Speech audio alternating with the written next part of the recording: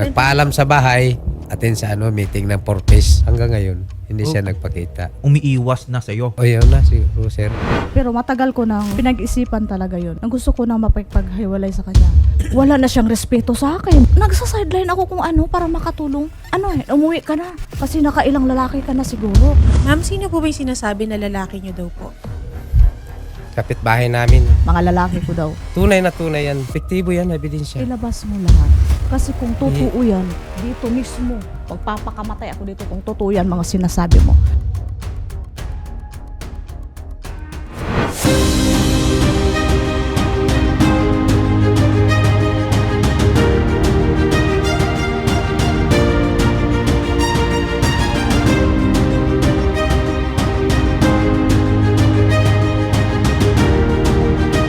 Pwede po ba naming matanong sa iyo kung ano naging problema niyo ng misis?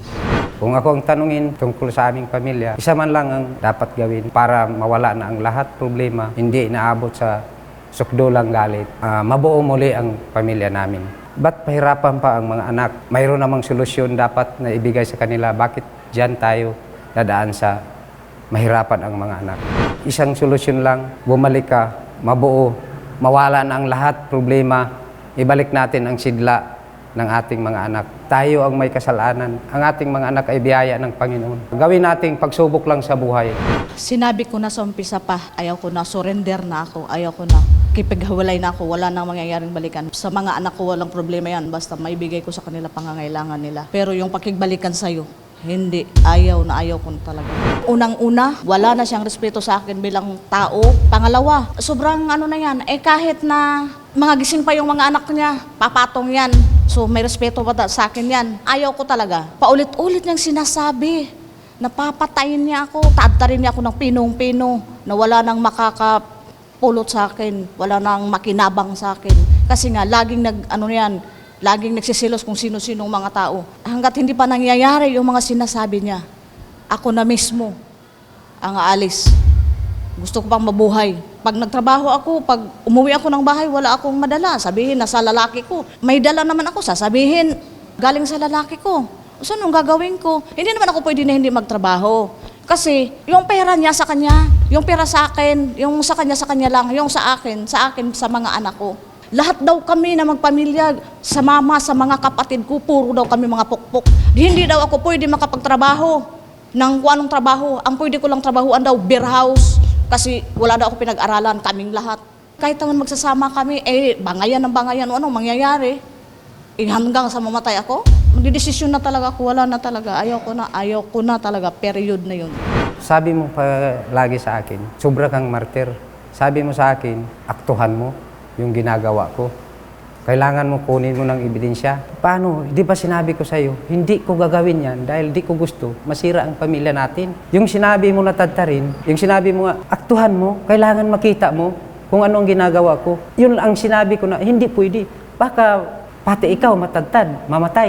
Yun lang, yun ang kinuha niya na word na papatayin ko siya. Pero lahat ng mga anak ko, walang sinasabi ko na papatayin ko siya na siya ang tinutumbok ko. Yung maaktuhan ay hindi ko gagawin dahil baka pati ikaw mapatay. Biruin, 24 years pagtiis ko sa mga ginagawa. Gusto niyo mabuo ulit yung pamilya niyo. Kung maaari, gusto niyo ibalik. Yan dapat. Bilang barangay official kami, nila madam, gusto rin namin, hangad din namin na magkaayos yung pamilya niyo. Dahil sa mga bata. Ayaw ko na sa kanya. Sa mga anak ko lang, may konekta kami, pero sa kanya ayaw ko na. Kahit kailan wala akong lalaki. Baka makahanap ako mas higit pa dyan. Yung sinasabi niya, hindi niya ako pinagbabantaan, tulog ka ba? Sinasabi mo, kahit anong isip ko, papatayin ko yung mga tao na pinagsisilusan ko, hahanap-hanap ka pa din ng lalaki, kaya naisip ko, ikaw na lang yung papatayin ko. O ano yun? Nasa tabi mo ako mismo, na ikaw lang yung nagdaldal magdamag. Isipin mo yung nagsasalita mula alas 9 ng gabi pag ayaw na manood ng TV hanggang alas 6 ng umaga. Siya nagsasalita, hindi ako iimik. Maraming mga itak dyan. Kung papatayin ako, magsasalita pa ako. Di ano ngayon, kawawa ako. Kung babalik pa ako dyan, mas lalong nagdubli-dubli na yun. Mas mahabang na yan, rosaryo. Sir Romeo, seloso ka raw po. Matalim po ang iyong pananalita. Pangatlo, parang ikaw po yata ang mas madaldal kesa kay Mrs. Lahat ng sinasabi niya, gagawin ko. Magbago. Yung pag-inom nga, iwasan. Talaga akong sagarin. Pag ako nasagad, pag ako nakalayas, wala nang balikan. Wala nang balikan. Itaga mo sa bato yan. O ngayon, nangyayari na. Ma'am, totoo ho ba yun na meron ho kayong karelasyon na kapitbahay? Wala akong relasyon. Silusan lang niya. Yung mga tao no doon, mga kapitbahay. Paano ako di makapunta doon sa kapitbahay? Tindahan yun. Tindahan, ma'am. Sa kabila yung tindahan. Yung asawa nakadilat yung mata. Ano ba? Nakumpirma nyo, sir, doon sa kapitbahay nyo na talaga bang sila ay may relasyon? Inamin niya 2 beses. Idinit na siya isang gabi sa probinsya ng Tandag at saka pumasok sa bahay. Inamin niya, nag-usap daw sila gabi. Inamin na niya sa akin. 2 lalaki yung inamin niya. So, sa kabila po ng panlalaki ni Mrs., mahal nyo pa rin siya hanggang ngayon? Mahal ko, ma'am, dahil sa mga anak ko. Gusto ko na walang hadlang ang kinabukasan na naghihintay sa kanila. Kainin mo yung pagmamahal mo. Ay, hindi ko na kailangan yan. Tapos na. Ayaw ko na. Kainin yung pagmamahal mo na yan. Gusto ko lang na magkabalikan. Kasi yung mga kapatid, palagi nilang hinahangad na magkasama yung mama at papa ko. Siya ang umalis. Babalik ako sa kanila. Pero kung kaming dalawa, ayoko. Yung hinihingi niyang sustento, kahit naman ako babae, hindi dapat ako nagsusustento. Kasi babae ako. Ang ano ko lang, pag-aruga sa mga anak ko. Pero oo, magbigay ako ng sustento kahit linggo-linggo pa yan. Para sa mga anak ko. Kasi dito yan sa papa, walang trabaho yan. Sinong nagbabayad ng bahay na inupahan? Yung anak ko, yung mga ate nila. Sinong nagbibigay ng pagkain nila? Yung mga ate nila. Saan ba siya kukuha ng pagkain yan? Walang trabaho yan. Bayaran na naman ang bahay. Alam ko. O nang problema na naman yung ate. O ano, yung mga pangangailangan nila kung halimbawa hindi ako tutulong. Alam ko naman, dinala mo yung mga anak ko dito para ako, mahagilap mo. Pero kahit mahagilap mo pa ako araw-araw, hindi mo ako mahahawakan at ayaw ko na talaga. Dito na lang ako, ilibingin ko dito para makasama tayo dito. Pero sinabi ko na, di ba? Sarili ko na naman yung isipin ko.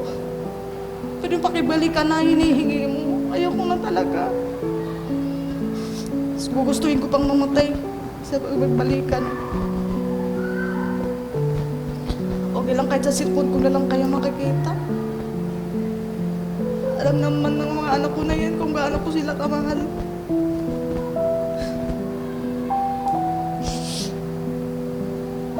Ayaw na ho talaga ni Mrs. Ayaw na ho bumalik po sa inyo. Bukas ang pintuan namin kung kailan siya babalik. Baka pumuti na yung buhok niya at saka yung matanda na. Yun, tatanggapin namin. Baka uuwi na. Siguro sa mga darating na mga panahon, ipakita ho ninyo na yung pagbabago rin sa inyo, sa parte ho ninyo, no? Pakita nyo rin na yung mga ganong selos, yung mga ganong bagay ay nawala na. Baka bigla nga mapadali pa natin no, yung pag-uwi ni Mrs. sa inyo. Parehas yung gusto na, kunyari, kukunin yung mga bata na ipapasyal. O pwede. Payagan mo para ano.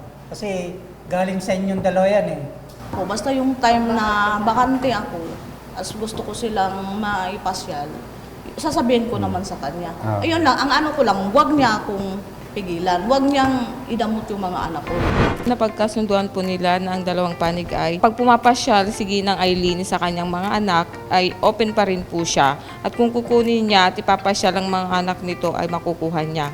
Wala din pong petsa at buwan kung kailan niya kukunin ang mga anak po niya. Basta pag kinuha po niya at dadalawin niya ay open pa rin po niyang makita ang mga anak niya. Pero pag kinuha daw po ang mga anak niya nito ay kailangang ibalik din po sa tatay. Bibigay din daw po ng sustento si Ginang Eileen sa mga bata. Wala na ding masasamang salita ang magagaling sa bawat panig. Bilang patunay po sa kasunduang ito, lalagda po ang dalawang panig sa taas po ng kanilang pangalan nang walang sino mang pumitit po sa kanila dito sa Barangay Surigis 2 ngayong ika-9 ng Hunyo taong kasalukuyan. Maraming salamat po kay Idol Rapi dahil tinulungan kami na magkasundo dito sa Barangay Surgilisikan. Magkaayos ang pamilya namin sa pamagitan ng kasunduan. Salamat sa tulong ni Sir Idol Rapi Tulfo. Thank you kay Idol Rapi dahil sa kanya nagkaroon kami ng kasunduan na mahiram ko yung mga anak ko na hindi ipagdadamot ng ex-husband ko. Thank you po, Idol Rapi.